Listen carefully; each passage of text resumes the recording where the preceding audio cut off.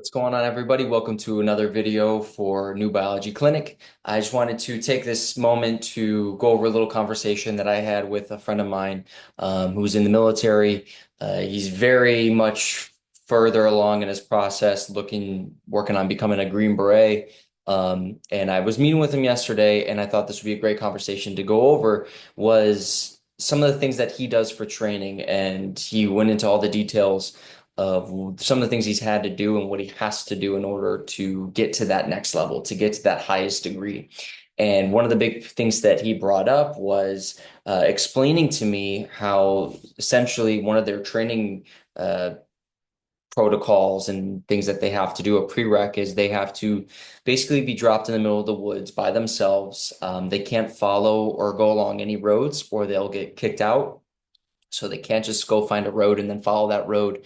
But essentially, they're given coordinates, and then they have to go and find those coordinates. The further along in his training that he does, getting closer to becoming a Green Beret, there could be four coordinates that each of them are about 20 miles apart from one another. And they do training that also doesn't have time limits and or amounts. So essentially, what they're told is that you're going to go for a run today. They're not going to tell you how long or anything like that. They're just going to have to go. And they're not going to be told what the time is or the distance, but they have to, if they get to where they need to go and told when they're done, and they don't reach that certain amount, whatever they decide in that moment, then they could fail and be out of this course. So essentially, they have to be ready to go at the highest level all the time. They have to be ready all the time. And there's other stuff that he went to that was a lot more intense. But the reason why I'm bringing all this up to kind of set the stage here was that he brought up the point that because I asked him, what do you do in a situation like that to maintain, I guess, a clarity or a focus that doesn't take you into all of this incredible discomfort or even pain for many of them? And he mentioned one of his other friends who I know pretty well and would say, I guess, is a friend too. He said, this friend brought up something that helped him, and it was basically only focus on the ground beneath your feet. And this plays in a lot to what we talk about at the clinic, which is you have to be present. Yeah, you can let your mind go and think about what you're going to eat or what you're going to do. But he said the one thing that helps the most under those extreme stresses is just focusing on my feet because that's all I have is that moment is where are my feet in time. He's like, because the hunger pains, the exhaustion, everything is going to start to come through, and there's nothing you can do. There's nothing you can do. You can fail. That's the thing is you can fail and then you don't get to do what they want, they're training to do. And I thought that was so incredible to hear because even though we at the clinic aren't working at that extreme level physically, that is the state of mind that we are training for, is learning how to be incredibly present under our own extreme stresses. Yes, many of you aren't training to be a Green Beret, but a lot of you are working through your own ailments and your body's incredibly uncomfortable communication skills to heal you. And it's not a bad thing. It's actually, again, a beautiful thing. So I do find it important for us to take a step back and go, the military who has millions and billions of dollars to spend on training their men and women to being at the highest level in order to overcome and conquer and succeed and protect or whatever it may be, they have to teach them how to be incredibly resilient, and they have to be strong in physical but also mental, moral, and their willpower has to be on point. So how do they do that? There's many techniques and skills, and again, pushing people past their limits to the point where then they tap into new limits, which is what we're doing too, but in a lot more controlled way. We're also trying to do it in a way that isn't getting you into a state of going, my life and the other people around me life depend on my well-being to that degree. So how do you get somebody who's not in this dire situation to get into that headspace? Well, many of you have your own ailments or your family have dis-ease that needs to be addressed. And so we have to know how to go into those similar same approaches and learning how to tap into these places, these potentials within us to ultimately succeed, conquer, overcome in many ways, not just the healing response, which you don't need to overcome the healing response, you need to work with that healing response, but overcoming old patterns that maybe aren't sufficing us anymore, right? That aren't healing us anymore, that aren't protecting us. They have served their purpose. So we're overcoming those obstacles.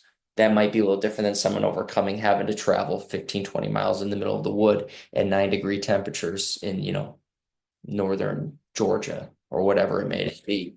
So, all that to be said, I want you all to know that what we do here at the clinic isn't, I'm not saying we're training to be Green Berets. I'm not saying that, but the underlying foundation infrastructure is learning how to tap into self, into these potentials, is learning, and it starts with being present. You have to maintain a present awareness in order to overcome being with the discomfort, being with the stress, knowing that it's there. It's not to hurt you, it's there to give you a communication. And we have to know how to listen. Sometimes we have to push past it depending on the situation. The body will be resilient and will let you do that at times.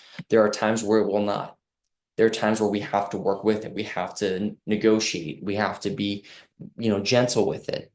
So understand that I'm not bringing any woo-woo stuff. I'm not trying to sell anything crazy here at the clinic. What I am trying to get you to do and hopefully recognize is that once we tap into your potential and knowing all we have to do, not all, but what we have to do is go inward and really, really learn how to be present under those discomforts. As I say, finding comfort in the discomfort.